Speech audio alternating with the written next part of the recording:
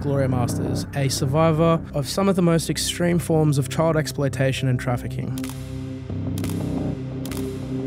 So the first rape occurred with my father at the age of 4.5.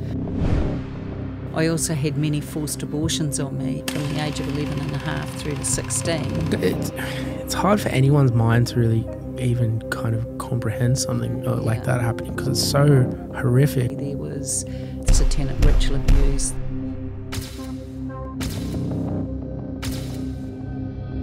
There were other children and we were drugged, so we would have to line up and then they would abuse children. I cannot imagine what those children went through. It still happens today and the cover-up is huge. There's just something very demonic and evil about it. And I know people will switch off at this point and think, no.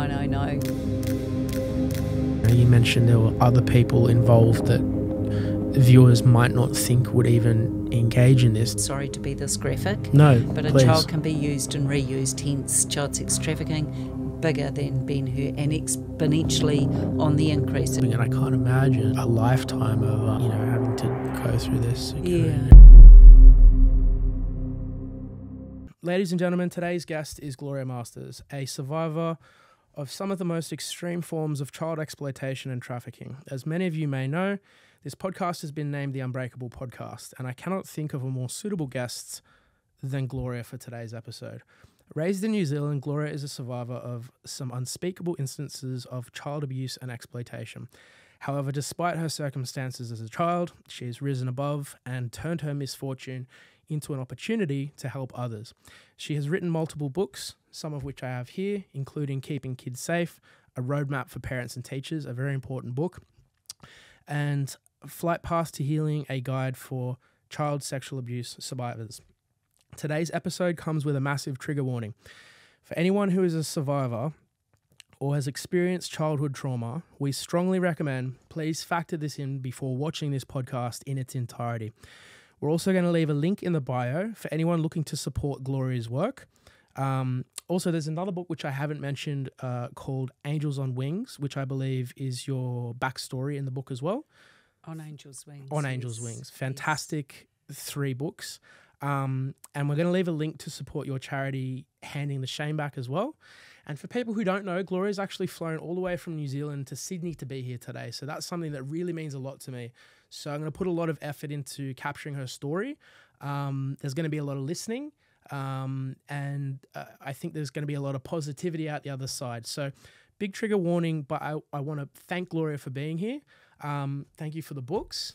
We do actually have one sponsor gift that I'm going to give to you. This is from one of our sponsors. They're called Gift Republic. So they do these like aesthetically curated gifts. So I told them your story and they wanted to gift this to you. Oh. So it's this beautiful gift box where we've got Cocoa Black Australian chocolates.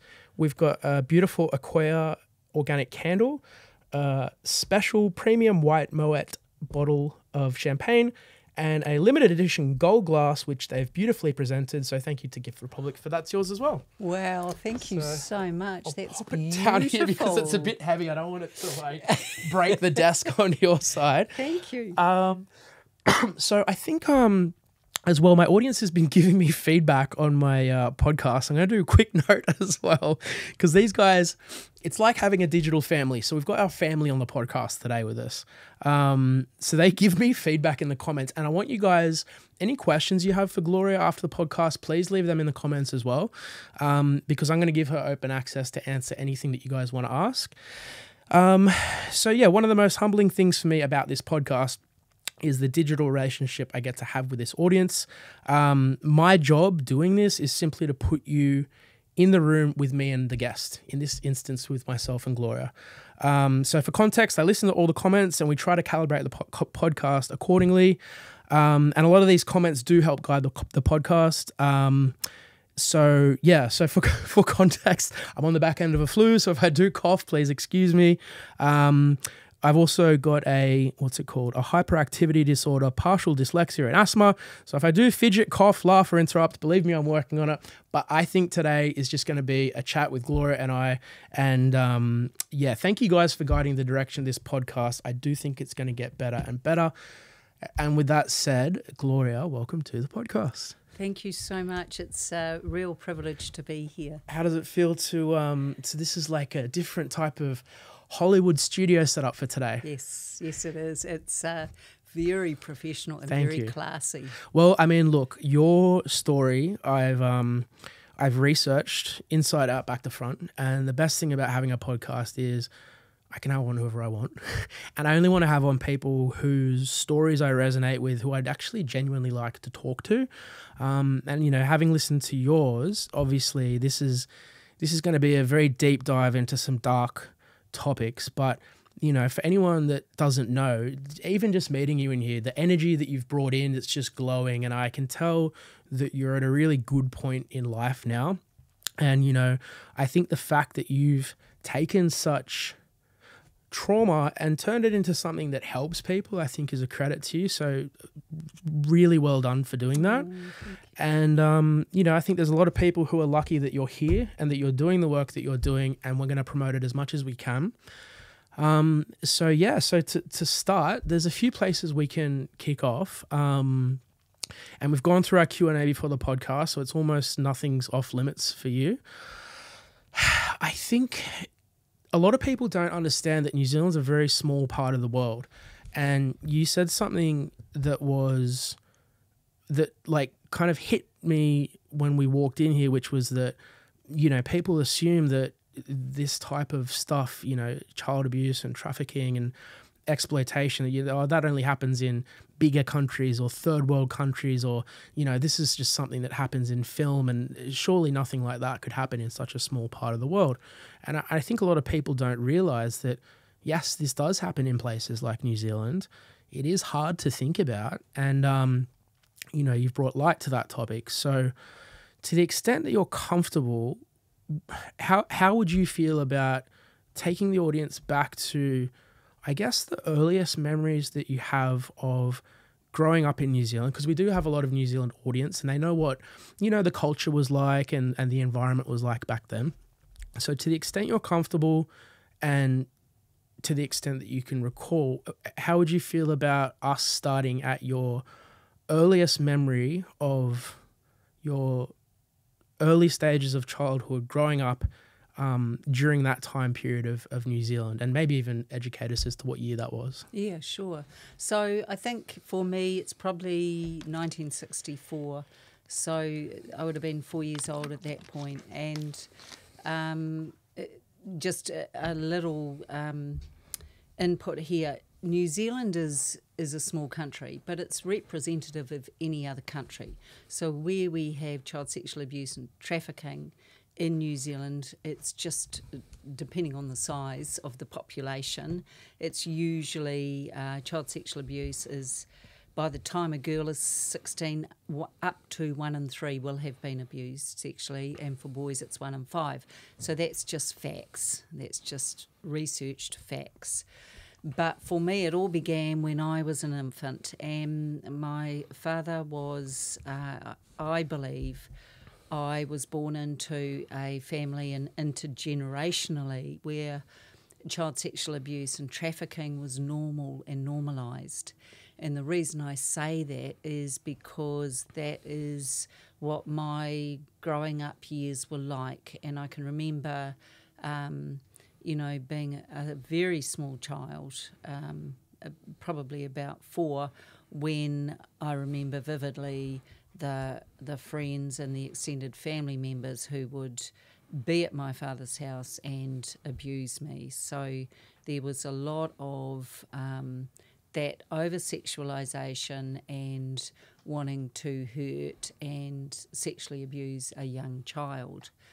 Now, because it was so normalised, my grandmother, his mother, was tasked with training me to be the best sex worker or slave I could be. And by that I mean she got paid money to do it because I would see the money changing hands.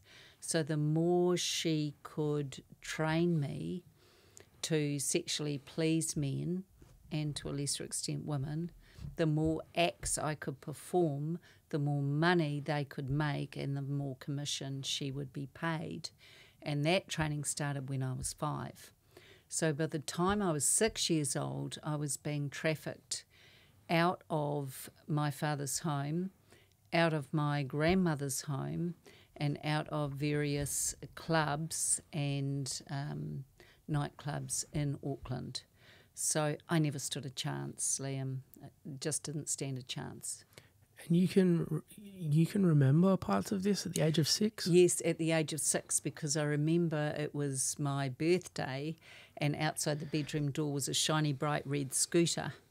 And what I noticed was, wow, I don't normally get a present or nothing nice really ever happens to me, and that really struck me.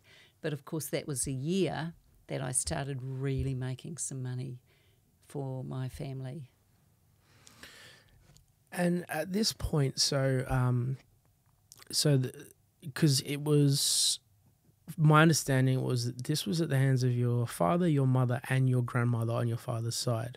Not my mother. No, my mother was complicit through her absence and never wanting to know anything. Okay, so it was primarily the father who was responsible for this. Yes, and it started with him, his family, adult family members, and his friends, and that it all began there. Then it grew and grew and grew. Just a quick one. Did you have your siblings in the same household, or? Yes, I did, but I can't really talk about of course, them for no, legal reasons. I totally understand that. We don't need to touch on that. So, Okay, so your earliest memories go back to the ages of 4 to 6, and it started within the family. Yes. How do I say this? For better or worse, so we've had a lot of child sexual abuse survivors on this, and people have turned to like a life of crime, and I've seen the impact it has on people. And I know that whether it's domestic abuse or child abuse or physical abuse, it always starts with, I can get away with this, and so then the next thing I can get away is going to be a lot worse than the first thing that I got away with. To the extent you're comfortable, do you want to talk about kind of, where this started to the extent that you can remember, and, how it kind of progressed from that starting point, and how, to the extent you're comfortable, how bad did it get, and, how did you kind of mentally survive the so and good questions. I get that. So I think for me it all started with being overly sexualized and being groomed, because grooming is a thing that we don't often talk about, and people misunderstand what grooming actually is. So grooming of a child was making me become more sexualized around people that I should never have been sexualized around. I had to forego who I was as a child in order to keep these men happy and my grandmother happy, because these were very angry, psychopathic clearly, adults who could see nothing wrong with using and abusing me. So the first rape occurred with my father at the age of 4.5, but prior to that there was a lot of that sexualised behaviour and touching and grooming. Now, once I reached 5 and the training began, that's when other acts would have to be taught to me. But as you can imagine, as a small child, I was terrified. And what they quickly realised was that no one wanted to pay good money on a child that would freeze, so they started to drug me. So as an adult and a teenager, I have never been able to touch drugs. It frightened me because I'd wake up and not know where I was or what had happened. So that was pretty horrendous for me as well. Did the the drugging part erase your memory, or did it just kind of incapacitate you at that time? Incapacitate at the time, yeah. And look, the other thing too is that there wasn't just sexual abuse as in sexual acts. I also had to, I've performed in over 100 child sexual abuse materials, we call it now videos, but back in the day it was the old-fashioned, it wasn't a video as such. I'm trying to think of the name of it, the big... projection reel? Yeah, projectors, yeah. So I always remember hearing the sound of the click, click, click, click, click as the wheels were turning.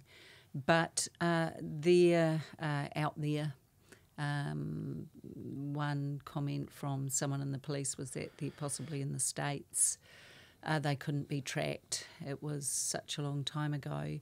But there were lots of still images as well. But where we did the filming was in this nightclub in Auckland, in our red light district. And there was a stage with a pole and everything, and there would be a group of men sitting around in a circle, and I would have to dance for them and perform for them. And what I would do would be to try and work out who the softest natured predator was, because then they wouldn't hurt me so much, or that was what my childlike mind told me. So from quite a young age there was a lot of that happening as well, which was also generating income for my father. Was this his sole source of income, or did he do anything else? He was a registered plumber, so he was working as well. But this is not it's not a healthy, well man. This is psychopathic stuff. This is sociopath. Did I feel like I know the answers to this, but was he ever at any stage like diagnosed with this, or? No. I feel that to get a diagnosis, from what I understand, you typically need to be convicted of a crime and go through a mandatory test. That's not something people do. He was never held to account. Really? Never. And although I tried in my 30s to get it before the courts, it wasn't successful. But just to finish up what I've experienced, as well as the child sexual abuse materials that were made that I had to perform in, I also had many forced abortions on me, because as a pubescent child from the age of 11 and a half through to 16, no one wanted a pregnant child, did they? So my grandmother would perform the abortions on me, and sometimes they would go terribly wrong, and that's when they would call in a well-known doctor, who I won't name, but he was part of a very elite group of predators that would abuse me as well. So he would come along, and I remember one night he turned to my grandmother and said, if she makes it through the night, that would be good. He wasn't convinced I would, because I'd just lost so much blood. But look, there were many, many things. There was bestiality, there was satanic ritual abuse, there were so many things that went on that people struggle to believe. So I can talk about it, but the reality is I know what I went through, and I'm just so grateful to be alive. And out of all of the abuse that occurred to me, if you were to ask me what was worse, the sexual, the physical, because I'd be thrown against walls like these people were out of control, or the emotional, psychological, it's the psychological abuse every time. For people who don't know, because obviously there's some heavy topics and people might not be aware the mechanics behind different types of abuse. Some of it's evident, physical abuse, and we can touch on that in a minute. But for people that don't understand, could you talk through, in that context, what the psychological abuse looks like? Yeah, so for me, my parents split up when I was 11, and I got left in the house with my father and my brother, who was 4.5 years older and who was what I would call a mini-me. So he was actually worse than my father. He was very cruel. He learnt from a young age how to abuse and how to inflict as much cruelty as possible, and got pleasure from it. So when I talk about the psychological trauma, I would be at home after school. My father would come home. When it was dinner time, I had to do everything as an 11-year-old child, not knowing what I was doing. But it wouldn't be uncommon for them to strip me naked, put a dog collar around my neck, and I wasn't allowed to eat when they did, but they would let me have water off the floor or the food they would throw on the floor, but I wasn't allowed to use my hands. So think about as degrading and debased and dehumanised, and that's what I mean, and being screamed at and yelled at and called all sorts of names. So yes, the physical sexual trauma was undeniably horrendous, but I think it's a psychological trauma that left, So your dad and your brother did this? Yes. And he was 4 years older? 4.5 years older, so I was 11 and a half and he was 15. So it's hard for anyone's mind to really even kind of comprehend something like that happening, because it's so horrific. Yes. Do you think your brother inherited that sort of psychopathy and you just got trapped with two of the worst types of people that you could ever be trapped with? I think you're right. I don't understand enough about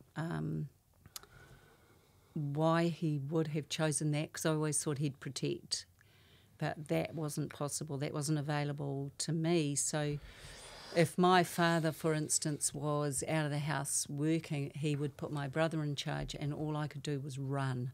So I was a very fast runner.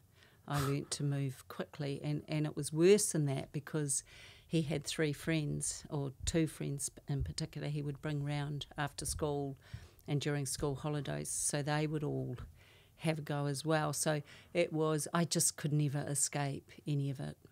And this was, so we're talking from the ages of 5 to 10? 11 to 16.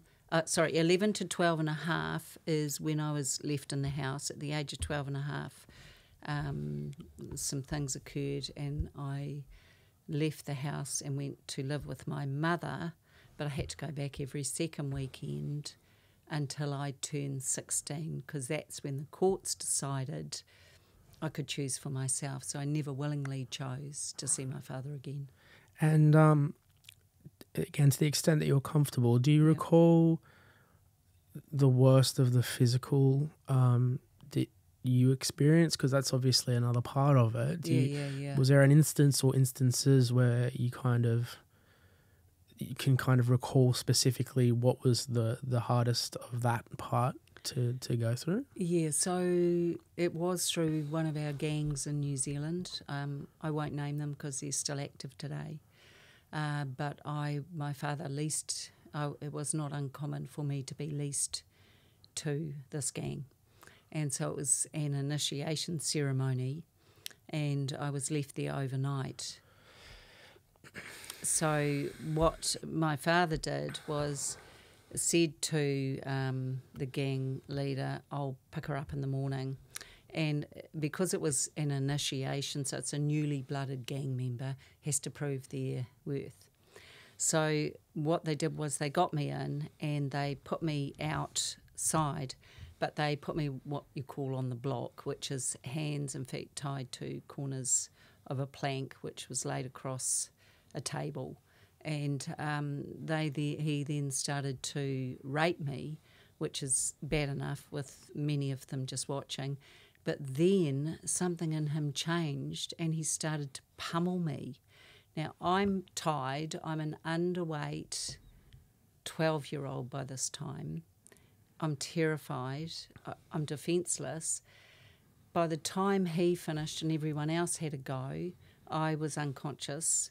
Next morning when my father came to pick me up, he said to the gang leader, well, you might want to be careful what you do to her. And I thought, is he actually sticking up for me for a change? And the next words were, because she won't look for you, as good for you next time. Really? Yeah, yes. Because, This would be in the 60s, right? And 70s? When I was 12, it was 1972. Yeah. Because you look at a lot of gang culture today, and a lot of them have rules where it's like that sort of stuff will get you unalived or tossed out of the gang. What kind of like people were doing this back then? I don't know, and I to be fair, it's not just across the gangs. This is as high a level as you can get, down to it's up and down and across all levels of society, cultures. I've often been asked, describe what a typical pedophile or predator looks like. Liam, they look like me and they look like you. They could be the most educated, considered kindest, most generous person in the world, but they're interested in abusing children or trafficking children. So, but all I'm saying is that did happen. I don't know what happens now in gang life. Someone like that would get unalived. Yeah. Well, no, that was and for the better.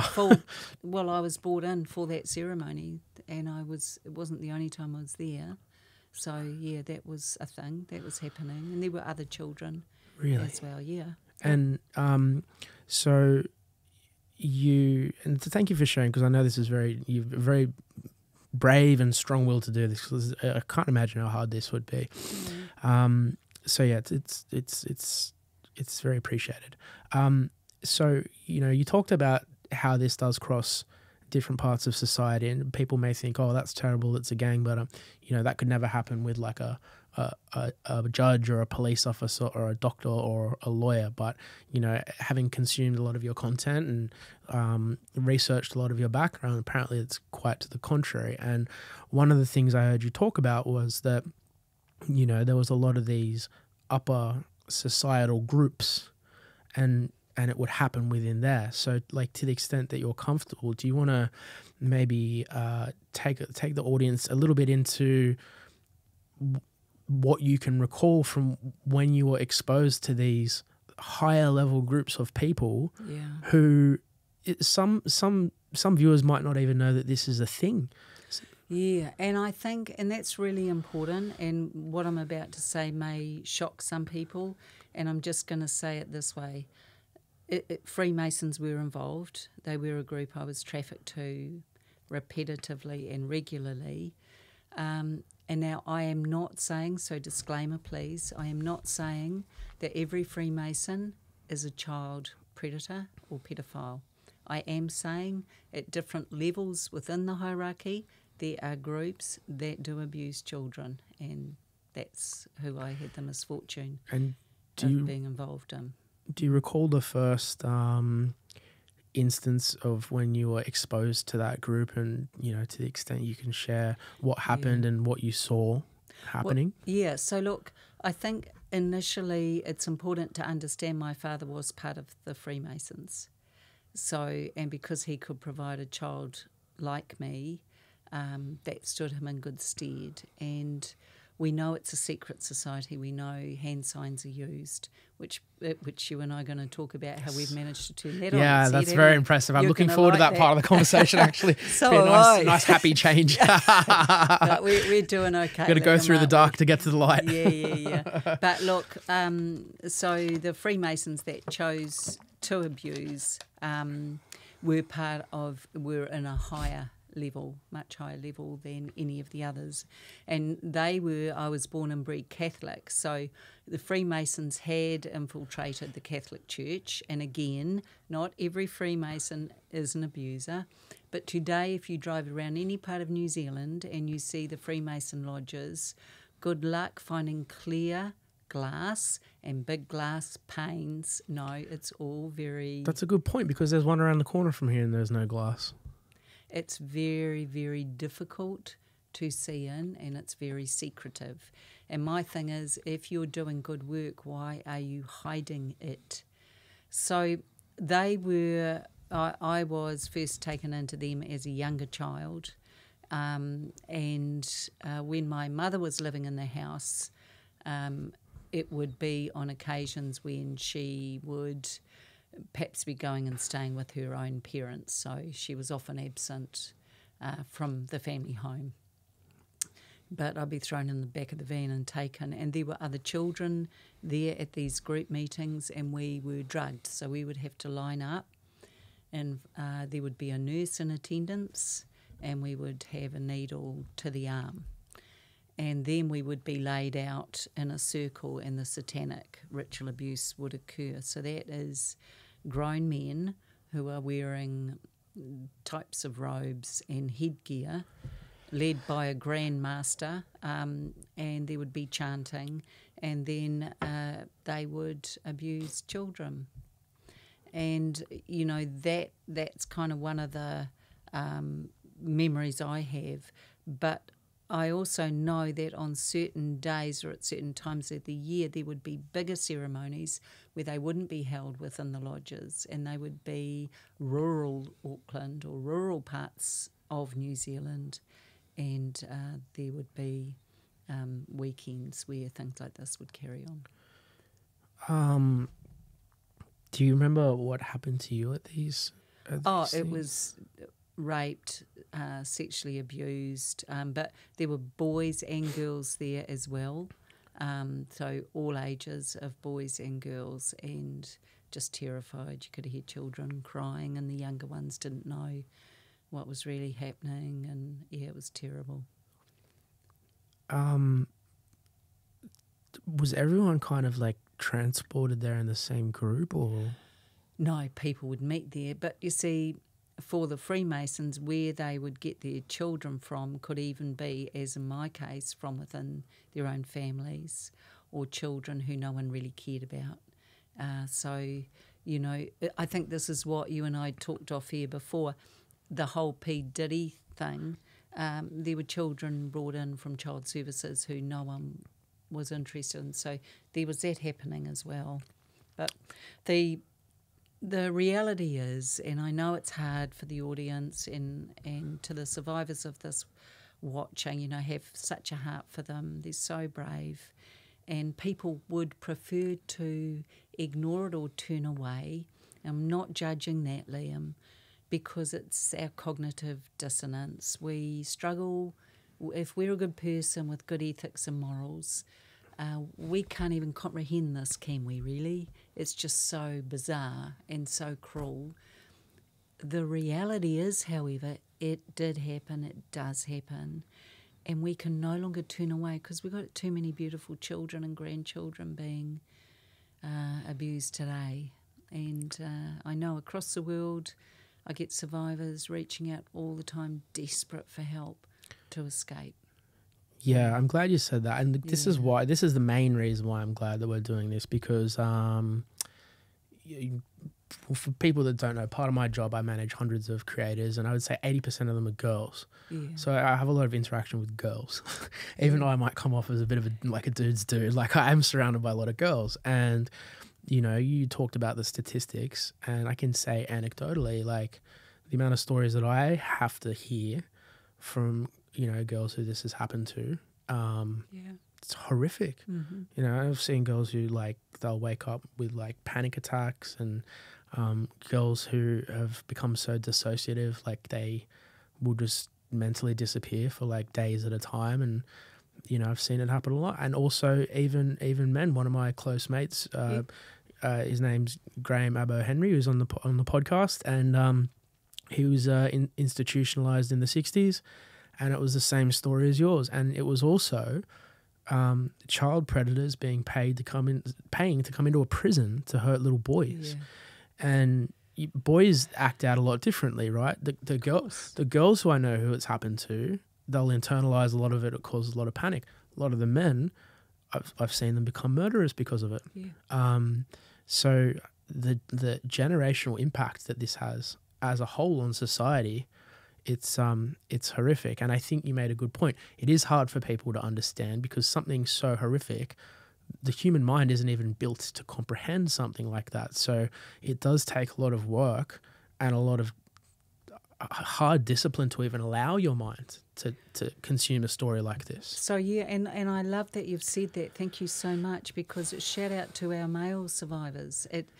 It's no disrespect at all to the amazing women that have survived this. I've got such a love for them.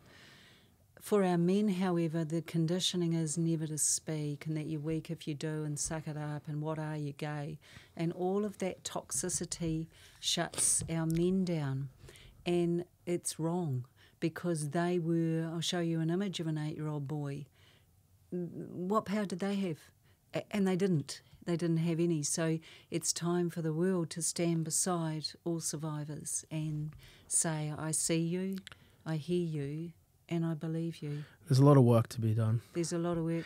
But equally, I want to talk a little, because you have mentioned this. You could talk all day, by the way. Oh, We've got no time cap. I will. There's no one here. It's you and me. This is Okay. this is an open room of trust. And Wow. you can talk and talk and talk. I'll book you a different flight if I have to. Okay, thank you. Thanks, So just Liam. no time limit. Yeah, awesome. It's so good to have this advocacy. You know, we talk about what the mind does, and I've heard this, and it's not a Gloria original, but it's so special. It's the best meaning of dissociation I've ever heard, because you ask any survivor, male or female, what they do when the abuse was occurring, they dissociate. Now, what that means is our mind leaves because our body can't. That simple. How powerful is that? So our mind is protecting us by removing us from the situation. And people will say, oh, how is that possible? So I'll put it this way. Anyone watching, if you've had a car accident, chances are it could be a day or two before you remember the finer details, because your mind blanked out to protect you. So it's no different for us as survivors. And guess what?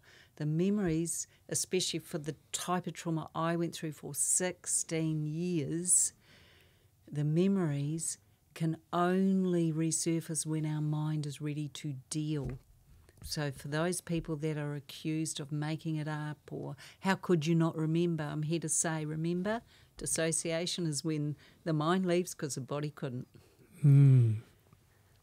Did you ever have anything that kind of in your adult years, because obviously there's a lot of stuff where you would have dissociated as a defense mechanism to protect you. Yeah. Was there any instance in your adult years where something happened that triggered that and brought you back into that period? Yeah, and that can happen a lot to survivors, so thank you. Another really good question. So as survivors, we can do as much healing as we want, and I'd encourage all of you amazing ones watching to please do what you can to recover from this.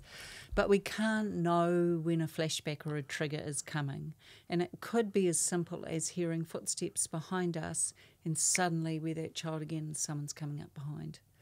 Or it could be the smell of bacon frying outside when that was a barbecue you might have been at as a child when the predator first got you and bacon was frying on the barbecue or outside. Do you remember any of these that have happened to you? Yes, I do, and that's my point. So, or even walking along the beach, it was just a recent one, and I saw this man walking towards me, older man, and the way he walked, I thought it was my father.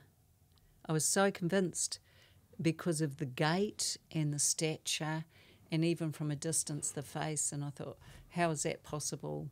So instead of staying in my power as a, resilient, grateful woman, I felt like a child again. I just wanted to run and hide. Did your body freeze as well? Yeah, and good point. So it's 4 trauma responses: the fight, flight, freeze, or fawn. Mine was always the fawn, but I would freeze as well. But yes, and of course it's not him. He's been dead many years. But I'm just saying, for survivors watching, we need to understand that they have no idea or warning that this is coming, and when it does, you just need the people that love you to support you. And it doesn't mean they need to use a lot of words, but it just means they can be there with you and give you what you need, which might be a hug. It might be let's put on comedy hour. It might be let's just go for a walk on the beach, whatever it happens to be. But can I take us back to something you raised, because it's such a good point. Just think of me as a runaway train. When you talk about criminal activity and what the difference between what men and women do through this trauma. I just want to say this. If as a child you've suffered that type of trauma, part of your brain shuts down and you can't learn, actually. But equally, there's such an unresolved part of you that can't be who you were, and that's failure to launch. Can't achieve what you wanted to because of the conditioning you had. So how we see that play out is in criminal statistics, drug and alcohol addiction, suicidal ideation or success at suicide, incarceration, women particularly going into the sex trade, men, as you say, perhaps it's violent crime or burglary, or because of the anger. Yeah. The anger's there because they couldn't do anything, and society still says, no, you don't need to talk about it. What are you, a wuss? No, I'm a child that was broken. Let me heal. It's funny you say that because my mate Graham, he's in his 60s, 70s now. He's a fantastic guy, but he said before I got abused, he goes, I always wanted to hurt people, but it wasn't till then that I wanted to kill people. And I'm like, gives you an idea into the psyche, of what it can do, especially to a male survivor as well. Yeah, 100%. And look, the reason I say all that is because sometimes what happens is society, just because they don't know, which is why what you're doing is amazing, so we can share some knowledge here.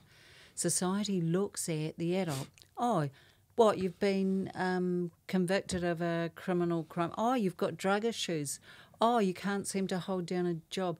Yeah, you're looking at the adult. I'll show you the child who from a very young age was traumatised sexually, brutally assaulted or raped, and made to feel so bad about it that if they ever told anyone, their family member or pet would be killed. So you tell me, is the adult we're seeing a reflection of that for sure?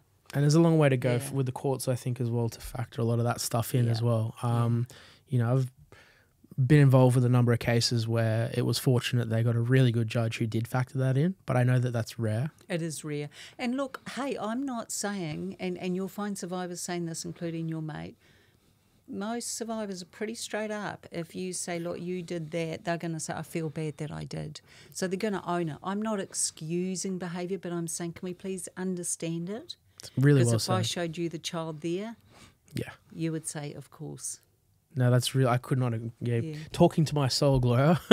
All right, so let's circle back. So we touched on the incident that happened when you were trafficked to the Freemason organization.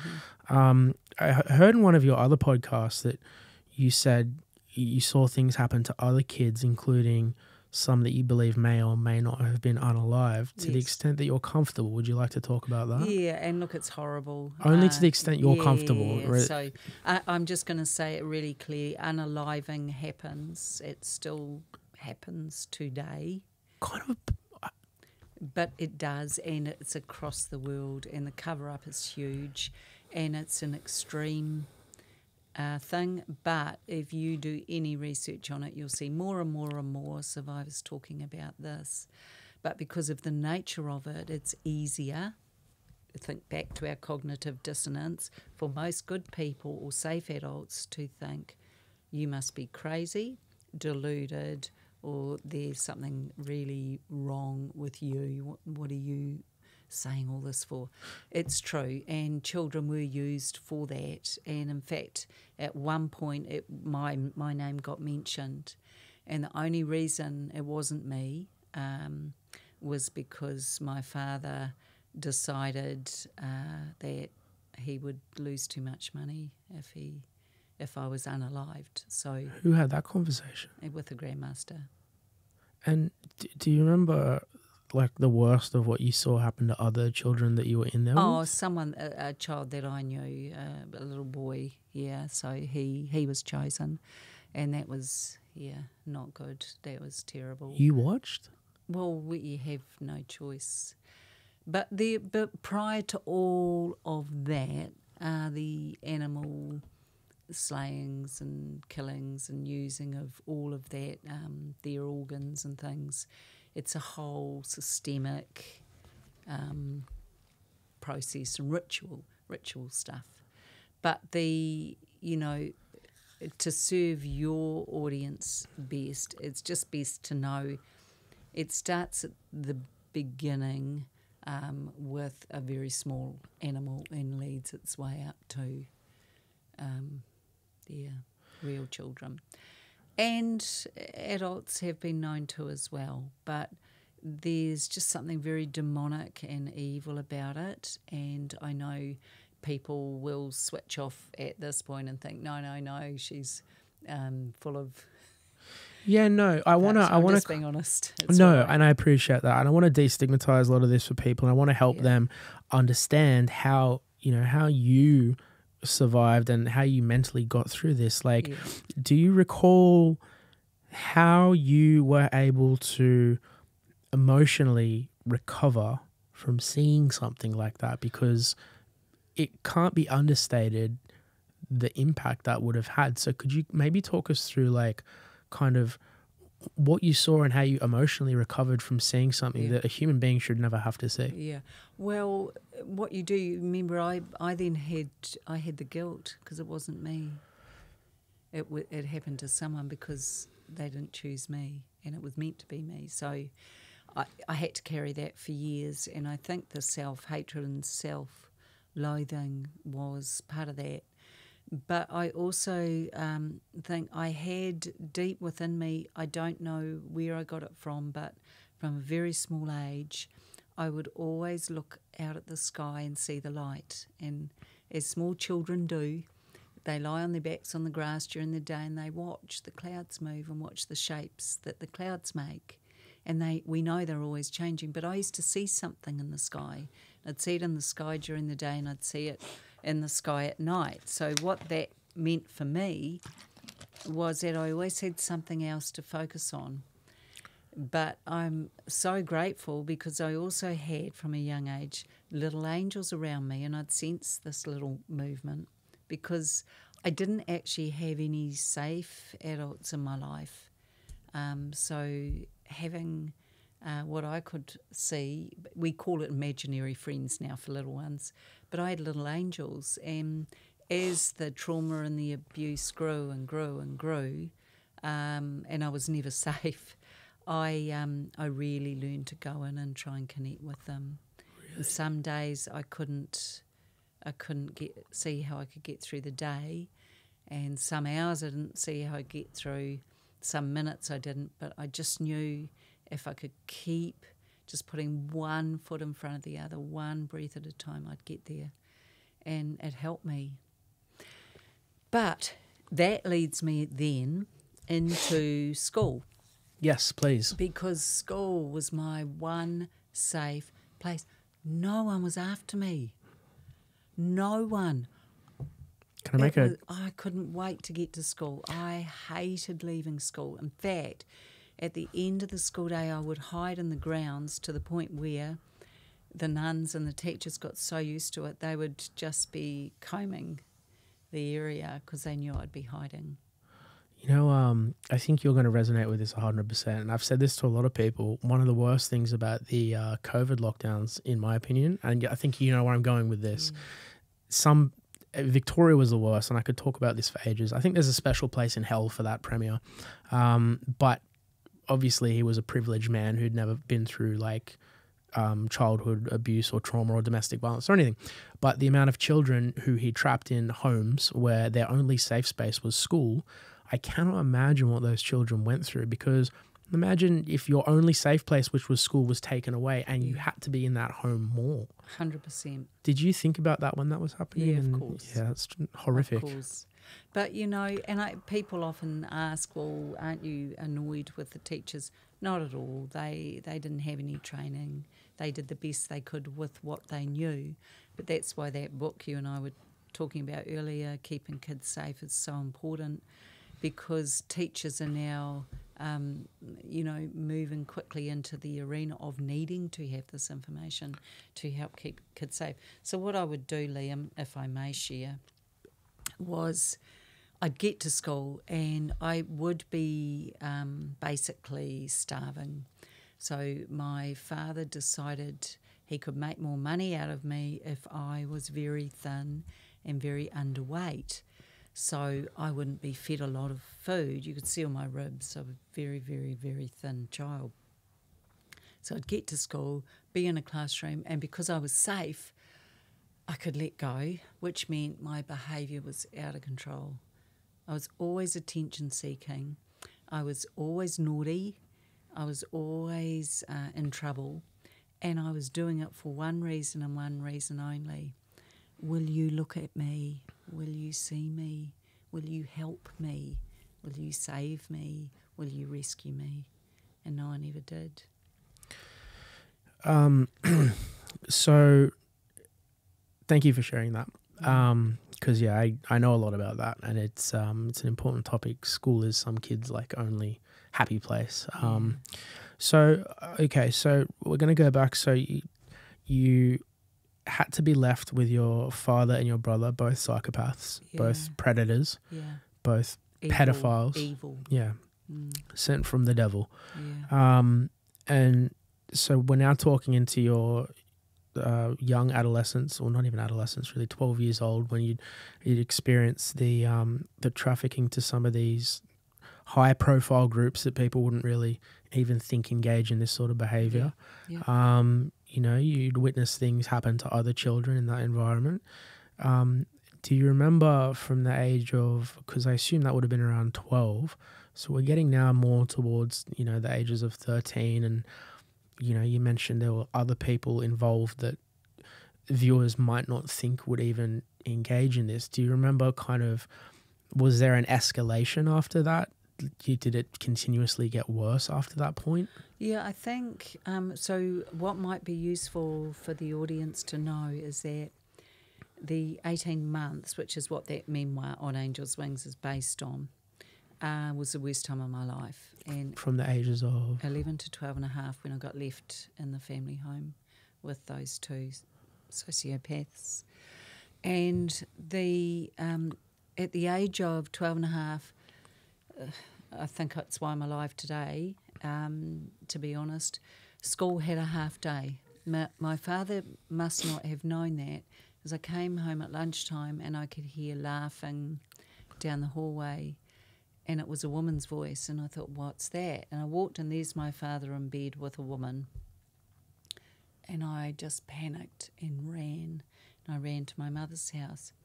And the reason I was so traumatised by that was because I'd been led to believe, in amongst all of the horror, that I was my father's mistress, that I was his wife, that I was the one that would sleep with him at night, and in effect, I was his partner. So to see this felt like a betrayal, because on the one hand, we've got this man who's happy to sell me, lease me, rent me out, but on the other, he also wanted me with him and sleeping with him. So can you imagine the confusion when, as a 12-year-old, I didn't have the cognition to understand what was going on, so I turned and ran up to my mother's house, which is about 5 kilometres away, and I was sobbing and couldn't breathe and everything, and she said, what's wrong, which was never asked.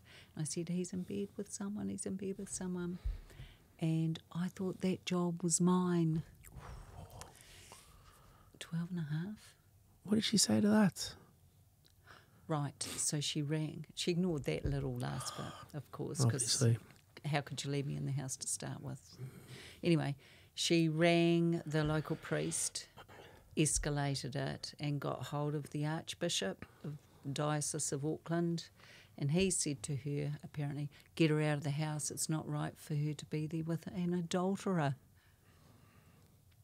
What a comment on the views of the society that you were in at the time. So okay to be trafficked, abused, terrorised, tortured, starved, beaten. That's all okay, but not okay to be living in the home of an adulterer. This priest was he also involved with this, or? No, but that was the canon laws back in the day, you see. So anyway, so she decided, okay, well, I better follow what the church says. So came down, took me down the next day and said, we've got to get your stuff out. I'm not coming in with you. You need to tell your father yourself. He was the biggest, scariest monster in my life, and I had to face him alone and say I didn't want to be there anymore. That was one of the hardest things I've ever done. At the age of 13? 12 and a half. How did that conversation go? He was furious, and she wouldn't get out of the car and come in with me, so I had to face him alone. But I got out. She drove me up the road, and I started crying. I was laughing. I said, yeah, I'm so excited, Mummy, that's so good, blah, blah, blah. And she said, I don't know what you're so excited about. You'll be going back every second weekend. Can I tell you, and people struggle with this, that was worse for me than having to stay in the house with him. Because for 12 out of 14 days, apart from school holidays, which was half each, custody each, 12 out of 14 days, I was safe. But then from somewhere deep inside, I had to find the courage and the resilience to try and manage what he would do to me for those 2 days, because you can imagine the work I had to do. Really? Yeah. So we're up to because I often split these into sort of chapters. So we're at the chapter where you confronted your father and you were able to get out of the house, thinking it was going to be this great thing, and then, sadly you had to go back there. Was it once a fortnight or once? Yeah, every second weekend and half of school holidays. Oh, Jesus Christ. So the courage and just it deflates my whole body thinking about what I had to do to try and manage it, because the child that left for school on the Friday morning from my mother's house was never the child that returned on the Sunday afternoon. Do you think she didn't know or didn't care? I think it's, you see, and we haven't talked about her, but to me she was quite a narcissist. Right. It was all about her.com. Yeah, and I was just in the way. I mean, how you could feed a child to a lion like that. Yeah, it's almost like, was it ignorance or was it was it an intentional knowing what was going to happen, I just don't care sort of thing? Yeah, look, I don't know. The best case scenario is she was so caught up in herself she didn't see the signs or didn't know how to deal with them. The worst case scenario is her reason for leaving my father was he's too angry and hard to live with. I couldn't take it anymore, and yet she left her baby there. Yeah, it doesn't make any sense to me. But anyway, so what I had to find, no child should ever have to find. I had to dig very, very deep. And when you say had to find, the courage to try and manage, because he was angry because his cash cow I'd gone. So you described this. So did it even escalate? Did it escalate again at this point? Yes, because he was so very angry that the physical abuse, that got worse for me, and the psychological torture was worse. Could you talk people through what that looked like? Because there's going to be people who will hear those words, but they don't really understand what it means in practice. Okay, so the physical abuse where he might have just clipped me around the ear or kicked me or dragged me by the hair, kind of now turned into shoving me up against a wall and trying to strangulate me. And, things like using objects to hurt me. My brother even got involved, and we had a creek at the bottom of the property. He would try and drown me in the creek, that sort of thing. Just pretty physically angry stuff. It escalated because it could, and because there wasn't, of course, a woman in the house or another safe adult in the house. Not that I'm ever saying my mother was safe, because she was either, if she was there, she wasn't interested. And if she wasn't there, well, that didn't make any difference. So, But that got worse, and I think the psychological torture because I dared to leave. And, of course, when I had gone from having 12 days there and 2 days at my mother's to 2 days there and 12 days at my mother's, then if you think about it, the work that needed to be done at the family home had to be done by my brother. So not only did I have my father furious that I dared to leave, but I had my brother as well. And, yeah, it was just pretty horrendous for me. Did the trafficking stuff still happen at that point? Oh, yeah. That never ended till I was 16 and I didn't go back. Do you recall, like, was it a different type of instance every weekend, or was it like a... As much as he could, because, we'd gone from being able to perform any time he wanted me to only every second weekend, or if it was school holidays, more during that time. So I was pretty busy those. And are we talking about, like, was this at these clubs or was this within the house? Yeah, so sometimes at the nightclub, and sometimes at his home, and sometimes at my grandmother's home.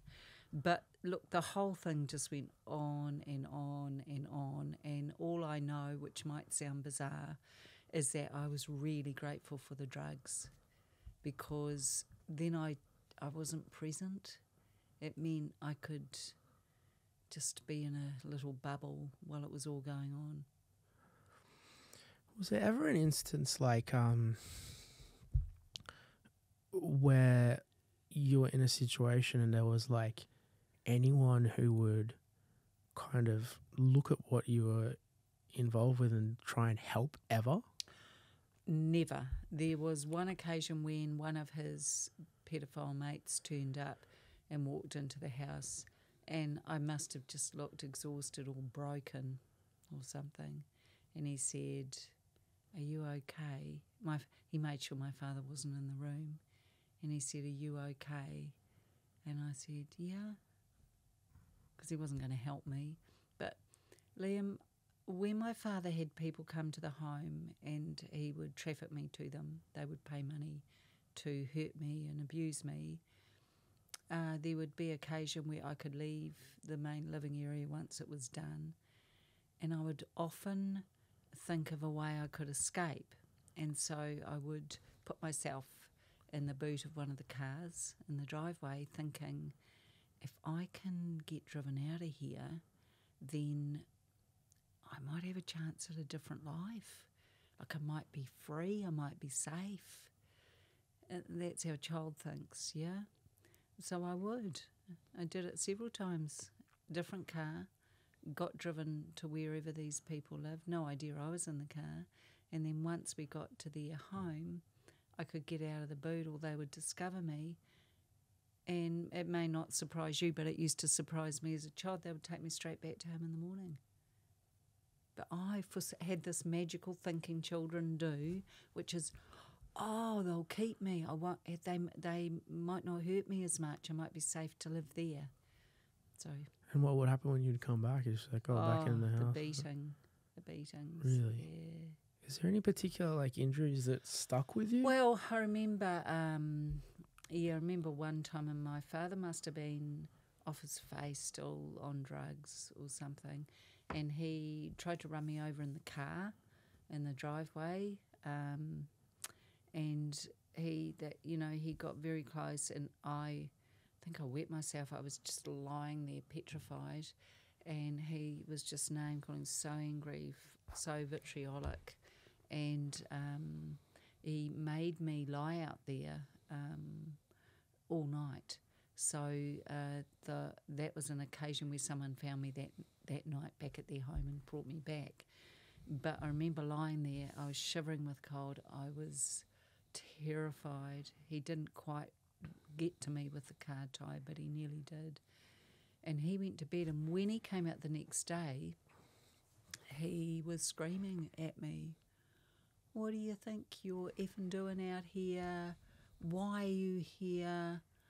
Get back inside," blah, blah, blah, completely forgetting that he'd put me there. So I think the barbiturates he was taking must have.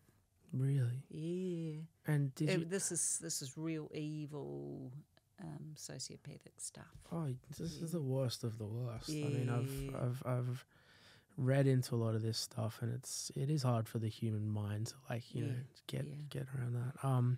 But I made it through.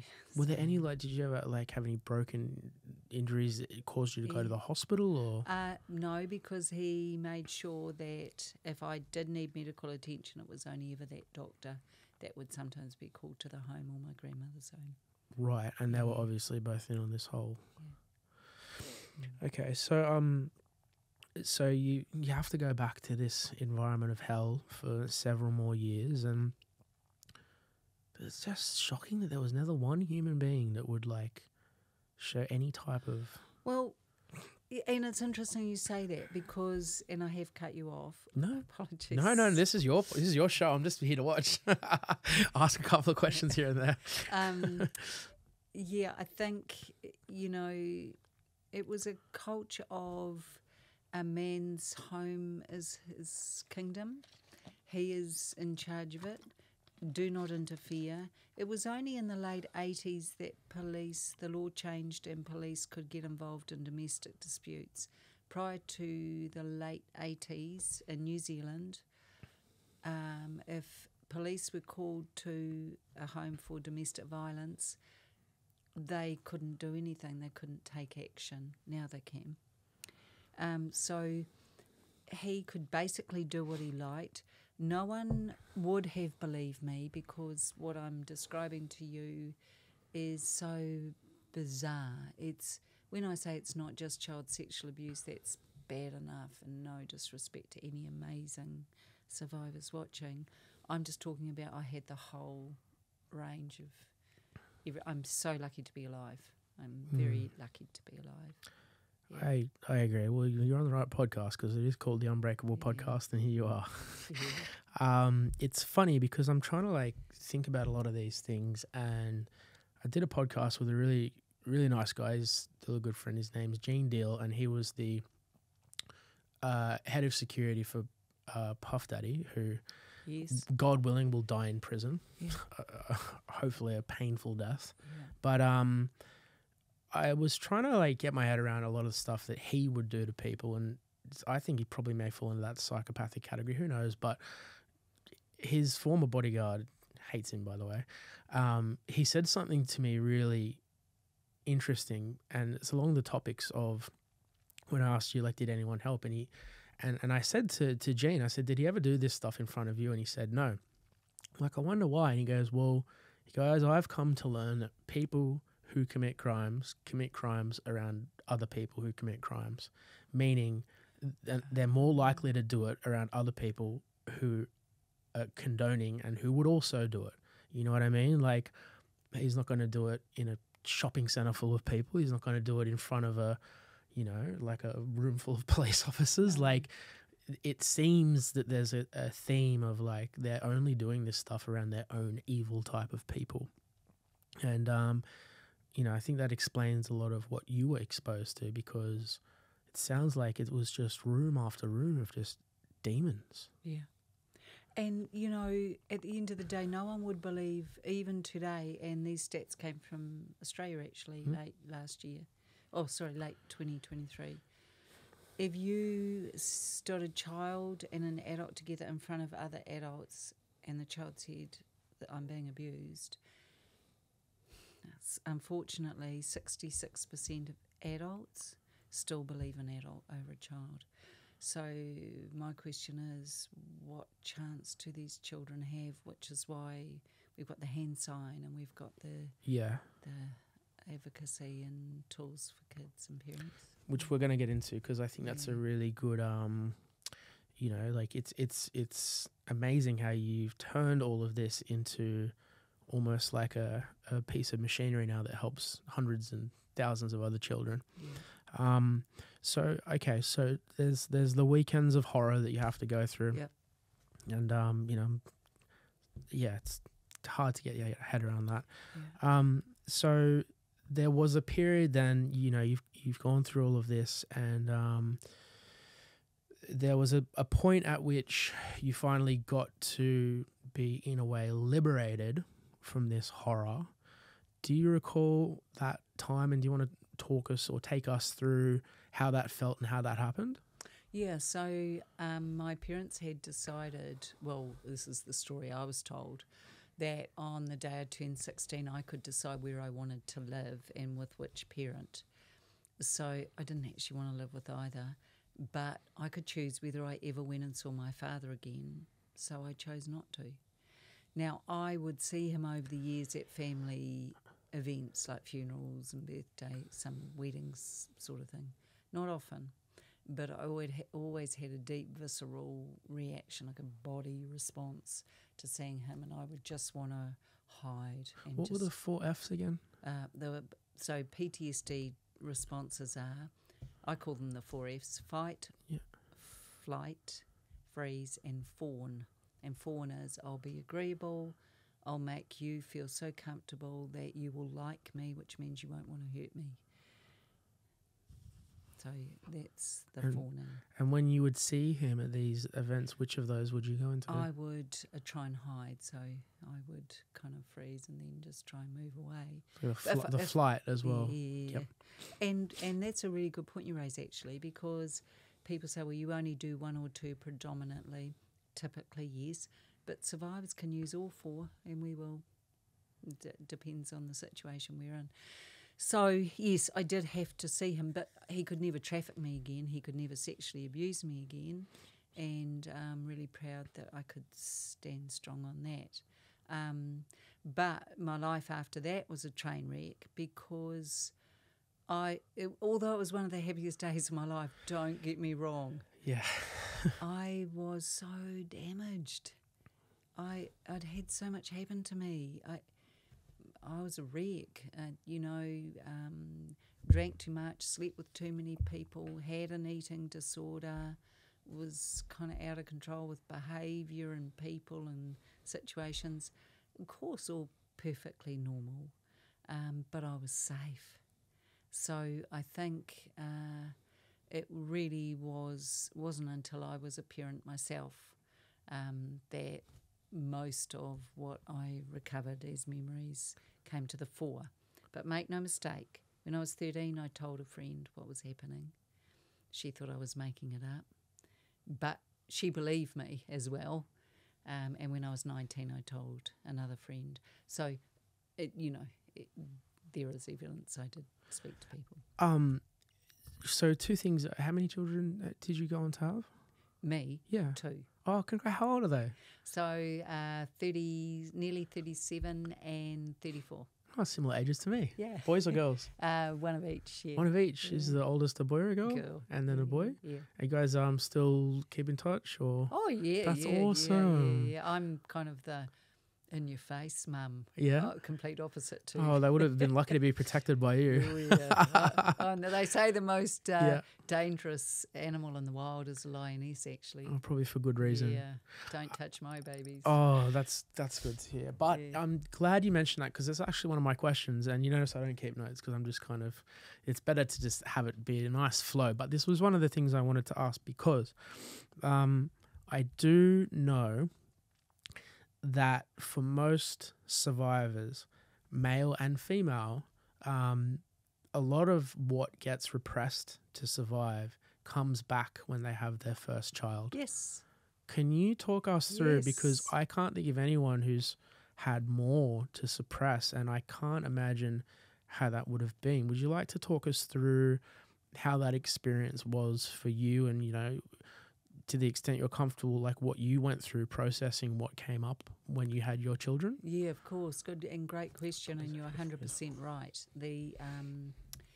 So for me, having my daughter turn 4 was very, very traumatic for me. Really? Yeah. And that was when most of it hit me. And of course, I didn't know what you know at the time, that there is a direct link, and most survivors will tell you this.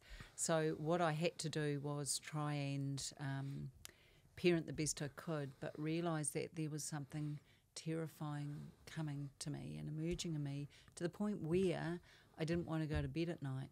I didn't want to go to sleep, because I'd get woken with these it felt like a tsunami almost of memories. And I think, no, what's going on? And lots of visceral, lots of body sensations, taste, smell, like experiential memories, recall, because the body never forgets. Right. And there's a book written about that, a very well-known book. The body never forgets. And so I would be waking up during the night absolutely terrified. And so I started going, I went to my mother first actually and said, look, my father's abused me. And she went, this was her response, you have no right to speak of this to anyone again. Now, I'm sorry, as a parent and as parents watching, really? That's your response? Well, I mean, how do I say this? I don't really talk about my stuff to people. Like maybe one day I will. But our family's Irish Catholic. So you could imagine that was how it went back then. And whenever anything would happen, in that culture, it was exactly the same. It's like, shut up, zip it up, be quiet, nothing happened, move on with your life. And for whatever reason, I don't know why, that was just the culture. That was like normal to the parents of that generation. Maybe not all of them, but I do know that it's a sad reality that is what happened to a lot of people in your generation. Yeah. So she just basically just said, get over it, move on with your life. Well, she was protecting herself too, keep in mind. It just ties in with the narcissism as well. Yeah, 100%.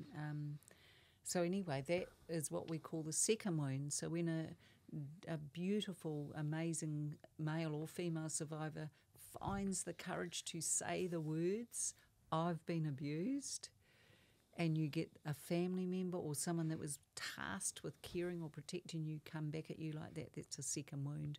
It makes sure we never speak again. But she didn't win, did she? Yeah, I was going to say, my God, you've turned that one on its head. I have. It took me another 30 years, but I have. So, okay, so your daughter's born, and these memories start coming back, and then you, which I do understand is a common thing that like I kind of know more about this than you would think, wouldn't I? I don't know. So maybe I should be interviewing you about Gloria Masters. No. So yeah. So I, as I said, I'm aware that it comes up when you have your first child, and I am also aware that a typical response is also to go to one of the parents and be like, "Look, this is what happened," and I'm terribly sorry that was the response that you got. Sadly, it's not an uncommon response to get at all. Talk me through, how did you process because a lot of what would have come up for you would have been horrific. Can you recall the types of things that were coming up during that time? And just to give you an insight and your amazing audience an insight. They are very good. Survivors. Make fun of my haircuts sometimes, but they're all right. I've got a special love for these survivors, though. No, they're fantastic. Sending love to them. So what came up for me, and trigger warning, please. Had I not been a parent, I would not have chosen to be here. And the reason I say that is because of the horror, as you've just cited, and the depth and breadth of it all. So I didn't want to remember that. It was horrible. And I was the adult, not even experiencing it, but remembering it. So can you imagine the fear as a child is terrible. But I did have to process it because I was a mum. And what are we going to do as parents? We're going to protect our babies, or most healthy, safe mums and dads will. So I had to try and make sense of it and process everything, but it wasn't left there. So my mother decided not only could I never speak of it again, she went to every family member and extended family member and shut them all down one by one. So when I got the police involved to do an investigation on this, there were many people against my word. And it was only because I'm a credible, truthful person that the police looked at it, investigated, did the best they could, had 7 detectives on it, but just didn't have the burden of proof. So they were at pains to say it's not that you're not believed, it's more that we don't have the burden of proof, and if we put you on the stand, you're going to be ripped apart. Yeah. That so they got away with it. Yeah, I mean, I'll tell you a story off the podcast about that, but one of the girls I know had to be protected from that as well, because like we didn't want her to go on the stand and get torn apart, and I know how it goes, and I kind of had to look at that situation and say, no, she's not going on there because I'm not going to have her get ripped apart. So I'm intimately familiar with that, what you would have gone through there, and it is horrific. So look, can I just say, people, will often say to me in an interview, "Oh, you flipping police, why couldn't they do more?" You know what? I'm so grateful to the New Zealand police. They did what they could with what they had at their disposal. Now, does that mean I'm not going to take it further and maybe get a private investigator onto my brother? No, that's something I'm very keen to do. I can help with that. Yeah, good. Let's talk about off the air. Yeah. There is one thing I know that I had a question about, and maybe some of the audience will bring it up, but it's kind of worth touching on, because if we think back to the story, right, there's your father, there's your brother, there's the doctor, there's your grandmother, there's the club. Because you talk a lot about that club that they used to take you to. When I say a club, I don't mean a gang. I mean like an actual nightclub. Yeah. So of those, I mean, I know that your father's gone, your grandmother's gone. The club and the people that frequented that club, is there any trace of any of them? Or I think, look, the problem was back then there was only 3 nightclubs in K Road in our Auckland Red Light District. And for those that were the owners back then, they're not going to say, I had a child leased out of there who we would make money out of, being trafficked in our top floor in the back room. But do you feel like surely there must have been like workers or anything? There were. And look, this is why I want to do my own investigating, actually, because I'd like to see my brother and his friends being made to I feel like the best be accountable. I feel like the best, just having seen a lot of this before, the best avenues for justice are witnesses who can recall, seeing a person at a time and a place. And it is unfortunate that a lot of this horrific stuff happened, and a lot of these people were very evil, but sometimes you can get lucky and you might find one good witness who does recall something, and that's kind of the threads that you've got to pull. Yeah. And we also have to remember, and I know you gave me a lovely compliment when we talked. What was that one again?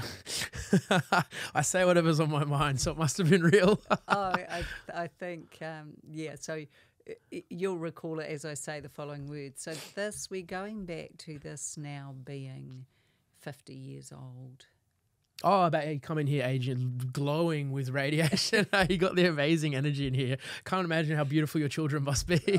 But so it's a very old historical case. And so a lot of the perpetrators, if they were 30 years older than me, they're not alive anymore, is my point. Oh, I see. Yeah. And is there no such thing, because we had a commission here in our country where they went like right through everything, all the institutions, they pulled out anyone with a pulse, like it was really in depth. I assume they don't have that in New Zealand. Yeah, we just did a Royal Commission of Inquiry into abuse in state care, but that doesn't include my case.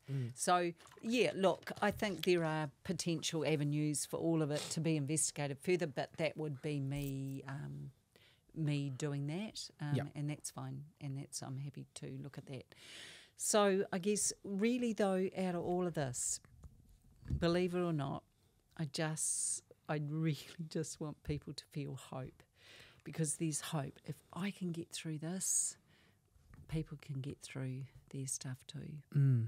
No, I couldn't agree more. And honestly, like, I think the book you've written here, Keeping Kids Safe, it's amazing how under-resourced this market is in terms of educating adults on like what to look out for. Because, my family, we've had a lot of this stuff. Like I remember you were talking about you would go into the boot of a car. Like I had a a cousin who both her parents were drug addicts, and she would have to find like a bus shelter to sleep at, and sometimes like she would have to find a car to break into to sleep into, you know. So You get it. yeah, and a lot of the themes that people watching should know is that some of the recovery processes that you're talking about and how people deal with this is not just child sexual abuse, also domestic violence, physical abuse, verbal abuse. You know, a lot of those trauma responses people still get, and I think some people will get it and won't understand what it is because there's not enough education around it. So I think for you to come out with this story really, really, really will help a lot of people to understand like what they're feeling and why they feel like that. Have you ever connected with other survivors who have had a similar story, or even more so, like, I'm sure this is 1 in a million, but have you ever connected with anyone from your local area who experienced similar? Across New Zealand and Australia and you know, the world really, because Handing the Shame Back, my charity, we have a podcast, and that's in 90 countries now. So Handing the Shame Back, the foundation? Yeah. Which there'll be a link in the bio for that as well. Thank you. Great. So, but that podcast is on YouTube, and that's in 90 countries, and that's for survivors to share their stories. So through that, we get a lot. Oh, you host that? Yeah. Really? How many interview episodes? Survivors. 140. No way. Yeah. You've interviewed 140 survivors. Yeah. I think we're up to that. And like, because obviously your story is, it's just, there are no words to really encapsulate what you've gone through and how graphic it is. I know. Do you know, is there, and this will help the audience, can you recall or share any stories that would be even remotely comparable to what you went through in terms of you helping other survivors? Yeah, look, I think two parts to that. Rachel Vaughan in Australia, she is a survivor who's gone through a lot of things as well, and not just the child sexual abuse, but, you know, the Beaumont murders. Vaguely. Yeah, so maybe 3 children went missing in the 60s in Australia on a beach. I'm just trying to think of the name of the beach. If you Google it, you'll see it. And it was her father, she believes, was the one who took them, and they had children living under their house who were there to be abused and sacrificed. So she was I can give you her details because she is here in Australia. But the point being, she's someone who is trying to help survivors as well. So across in the UK, we've got Maggie Oliver, who's an advocate for sex trafficking, and Annika Lucas, you may have heard of, who she's now in New York, but she was trafficked to the elite as well, and experienced things. To be honest, I don't know that there's many like me who have gone through what I have and A, are still alive, or B, healed enough to give back, because it's the sort of trauma just, kills people. Do you, because you really, to your credit, you're so well composed at this point in life, and I'm sure there were periods where it wasn't like this. No. You know, I've done a lot of work. I was about to myself. say that it's like I call it the iceberg. People just see the tip. So what people are seeing is the tip of the iceberg here, but I'm sure that there was decades of work that got you to this point. Yeah.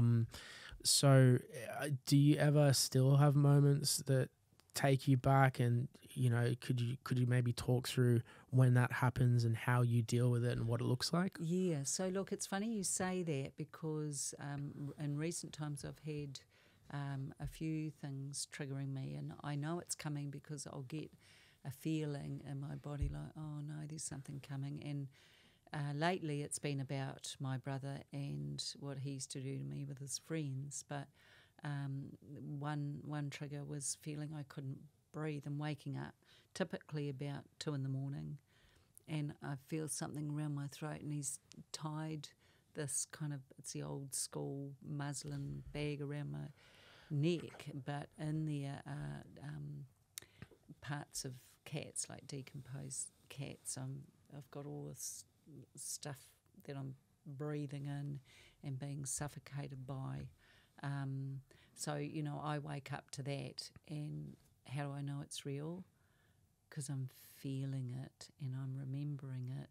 So getting through that might mean waking my partner and saying, can you just hold me and tell me I'm safe? Oh. Tell me I'm safe. How long have you been with him for? A fairly new relationship, but incredible dude. So, like a year or?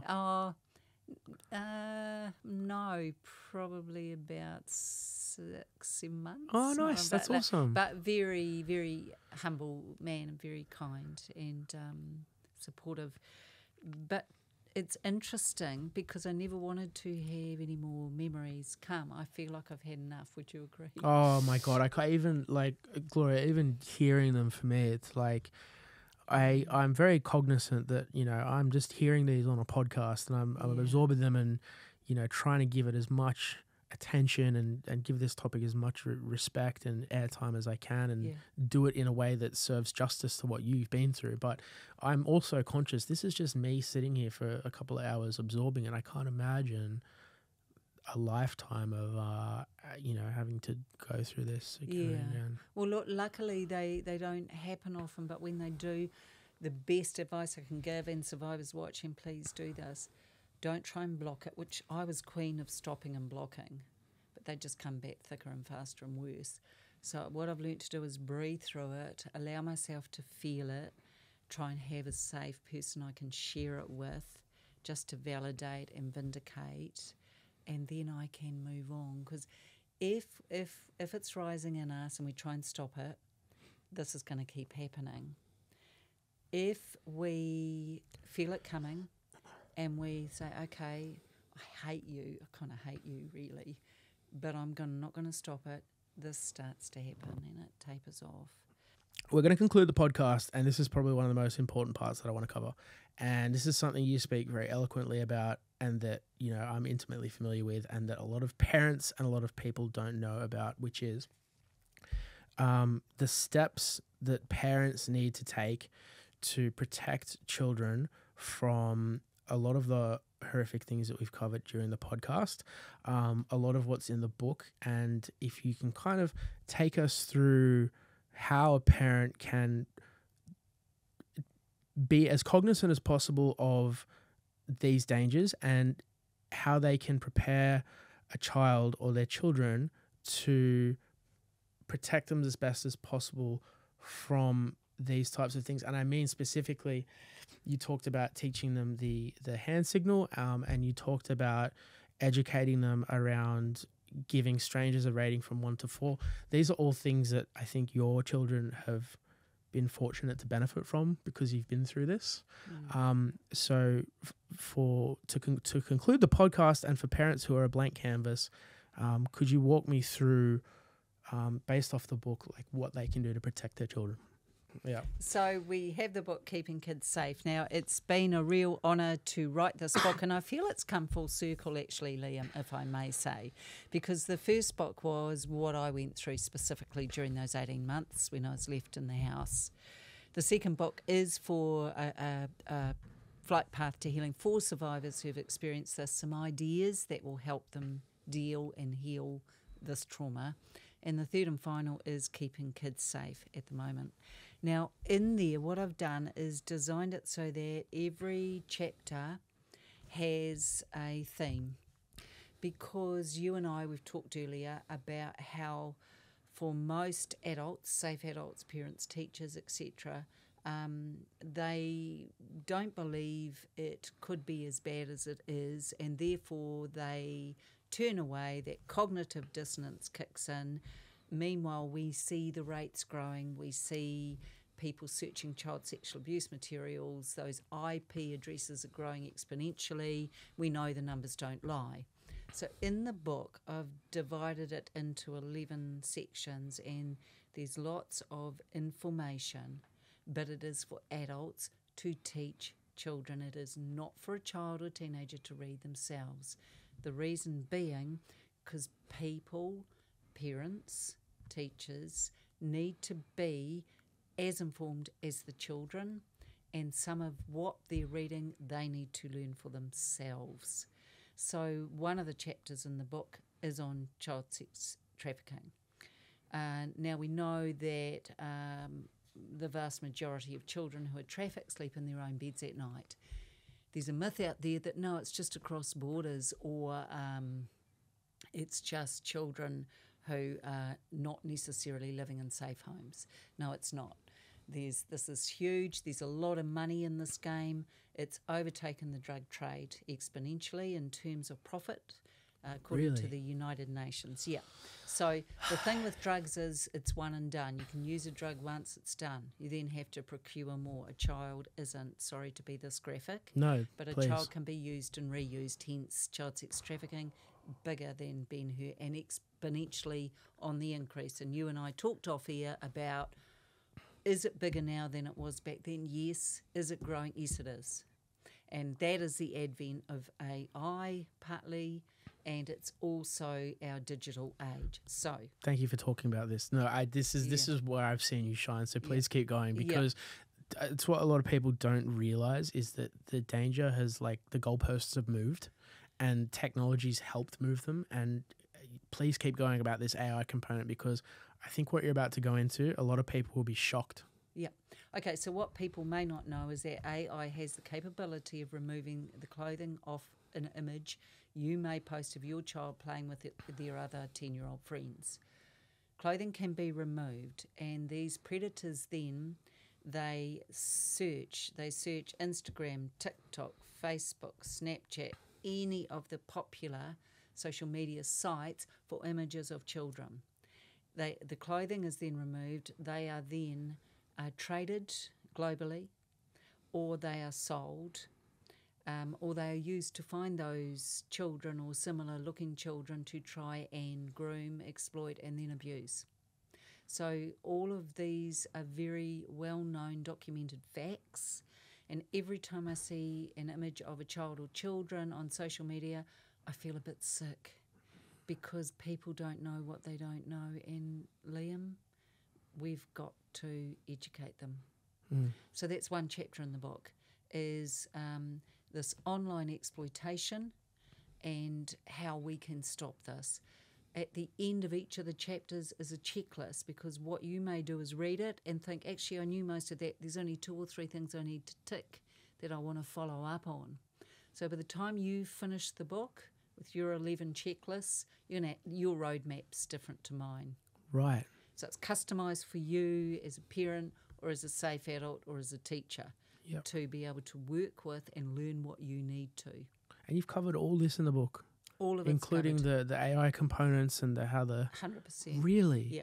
I've covered what child sexual abuse is. I've covered child sex trafficking. I've covered tools for parents.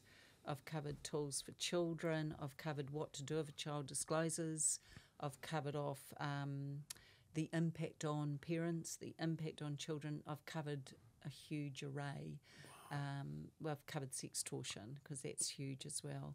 But there was a case where a girl took her life over that as well. Actually, there's a lot more than one. Jesus and Christ. It's our younger teens that are being hit and they don't know what to do. So, again, parents, we need to be mindful. Your child is not necessarily sitting in the living room safe with you while you're finishing up work for the day. While they're on their device, they could think they're playing a game, or they're on a messaging or in a chat group with other teenagers or peers of their own age. No, behind that could be a 48-year-old male who's established himself with that identity, and this is how the sextortion begins. It's pretty scary. And one thing you may not be aware of, but you're going to be shortly, aren't you lucky, is that children can't be prosecuted, you see.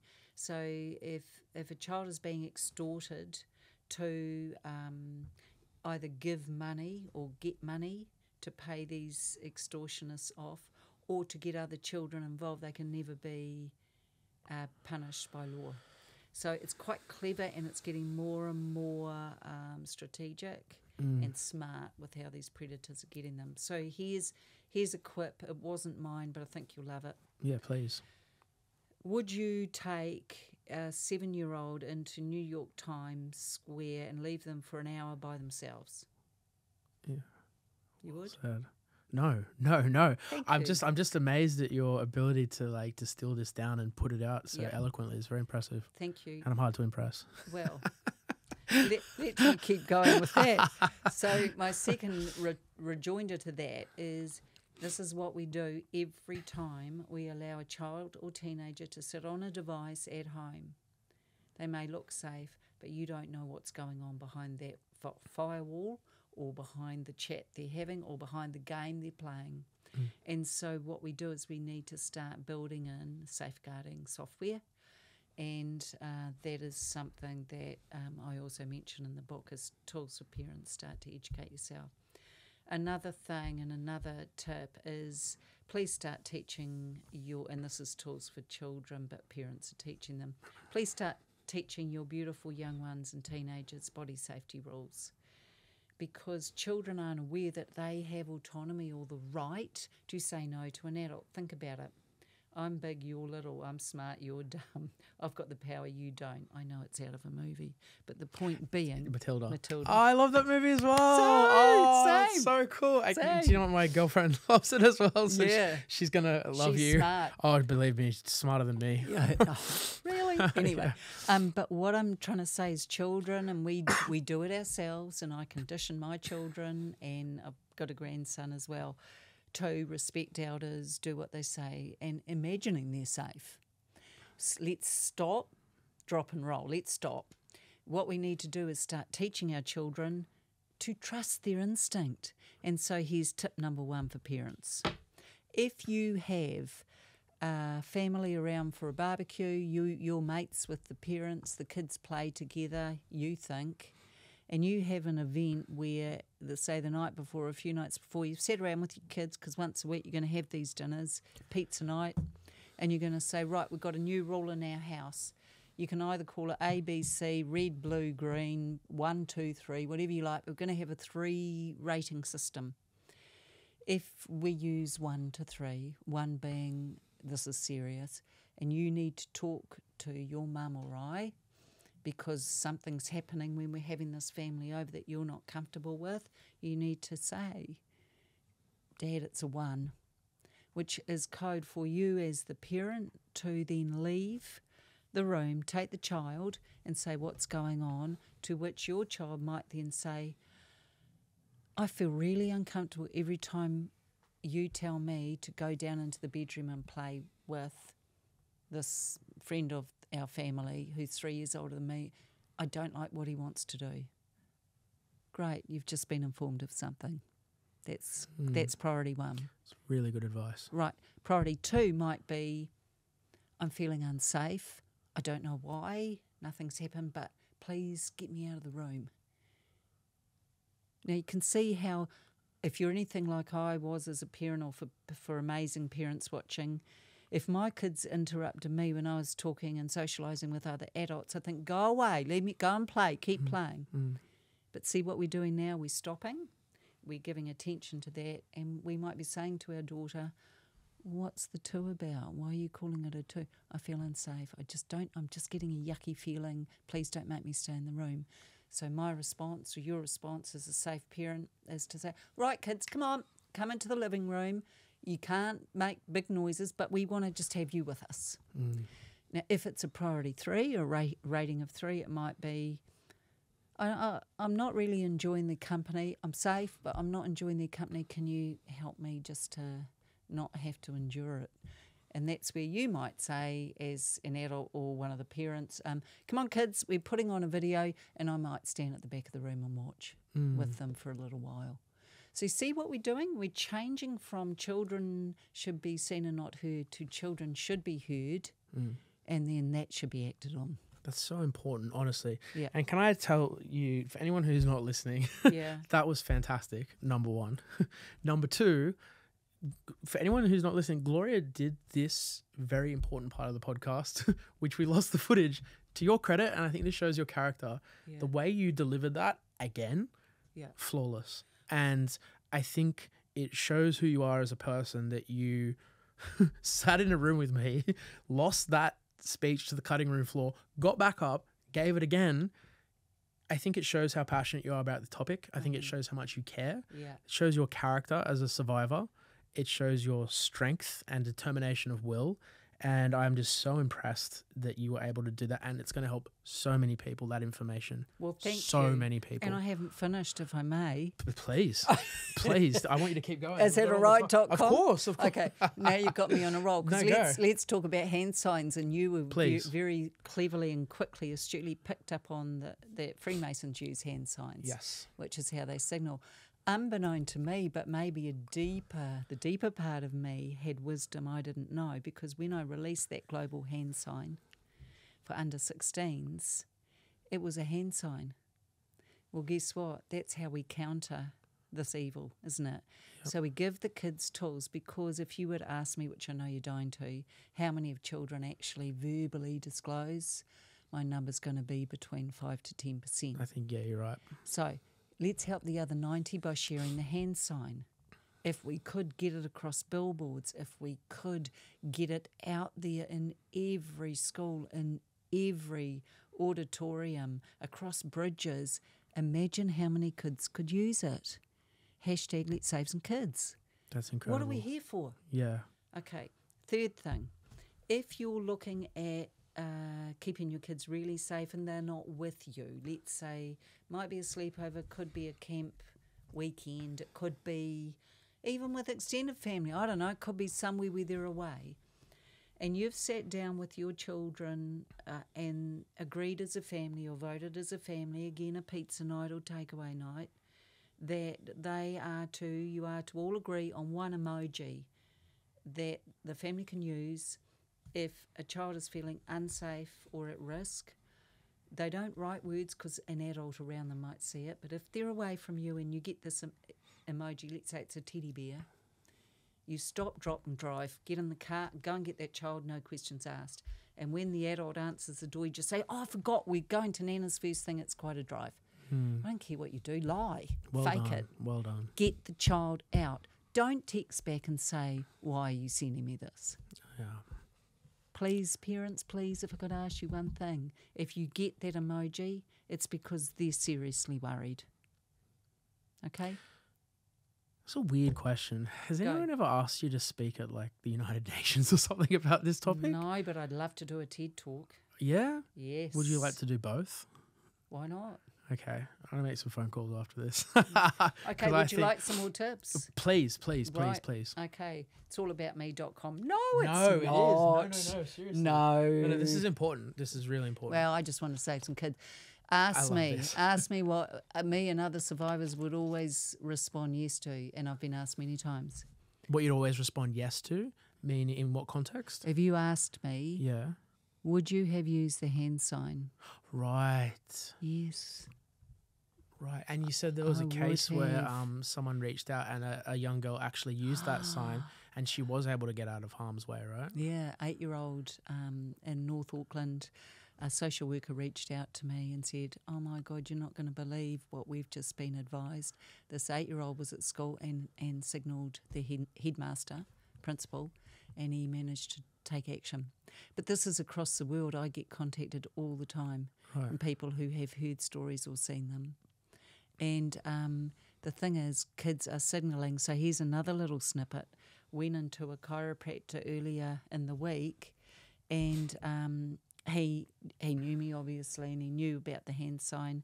And he said to me, since I spoke to you, I actually, now when children and teenagers are brought into me, I'm always looking. Parents think I'm checking out their body, their skeletal. I'm looking at their hands. Are they signing me? And sometimes they are. Really? Yes. And not only that, he's also got, decided he's going to make a big poster for his wall so that as children walk in, they see 1, 2, 3. Oh, wow. If you're unsafe or being abused. Yep. Was this a doctor? A chiropractor. That's incredible. Yeah. But this is what we need. Believe me, I know. This is why I'm so passionate about this topic and why it's so important. And this is why this is probably one of the longest podcasts we've ever done. because it is such an important topic. And as I said, it's unique because I do cover a lot of important topics, but this is one that actually will help people.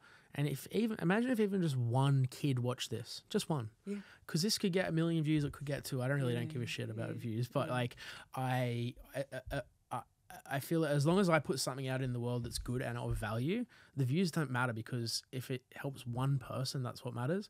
And you might get one person that might watch this and they will know for the signs to look out for. You might even get a parent that will watch this. And that whole like spread of information that you've just given us, that could reach one parent, which saves one child. And I think as a child that's gone through this, I think that's probably more meaningful. 100%. I think saving one, correct me if I'm wrong, saving one child's probably more important than 1 million. Well, I think, eyeballs, sorry. And I think also you and I did talk earlier about the statistics. So even late 2023, there was some research done in Australia. A child and an adult standing in front of a few adults, and the child saying, I was sexually abused by this person. The adult saying, not possible, lying as usual.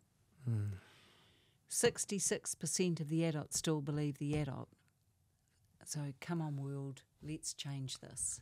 Yeah, I think I think content like this helps a lot as well. Yeah. So what do we need to do? I think I shared with you, very grateful in New Zealand. Someone saw a podcast I was on and knew one of my dreams was to get that book into every school in New Zealand. Keeping kids safe. Yep. And so she's funded us to do that. What we're still trying to do is get the postage to get it into every book. But wouldn't that be something? Oh, I think this should be in every, I think every parent in every school should have a copy of this book, 100%. Okay, would you like one final tip for kids? Please. Body safety rules. We need to teach them that their body belongs to them, that they own their body, they have autonomy. They can say if they don't like something. It might be that an older child is tickling them to stop, don't like it. We've got to start giving children autonomy and understanding that no one can touch their genitals or private parts unless it's a doctor with mum or dad in the room or it's a medical thing. The most important part of that sentence was with mum and dad in the room. Yeah. Because, I mean, you saw that case of, you know what I'm talking about, right? Isn't it good we don't even need to have the conversation? Let's not even say his name because he's an animal and we don't want to talk about animals on this podcast. And may he rot in the deepest part of hell. But Thank you I'm very passionate about this, but very important with the parent in there as well. Yes, please. A safe adult. Yeah. Also, here's another tip because I can't help it. Your children, I wasn't lucky enough to have a safe adult ever in my life, but growing up. But children now do or are more likely to have at least one person outside of the family. Get your children, again, it's a pizza night, it's a discussion, turn it into a game and get them to tell you the name of one safe adult they could go to if they needed to. That's really good as well. And then you contact that safe adult and say, congratulations, you've been chosen. Thank you so much for who you are. That's good. My child honours you so much, and therefore I do. Please know if ever you're approached. I'm so grateful to you. God, this is good advice.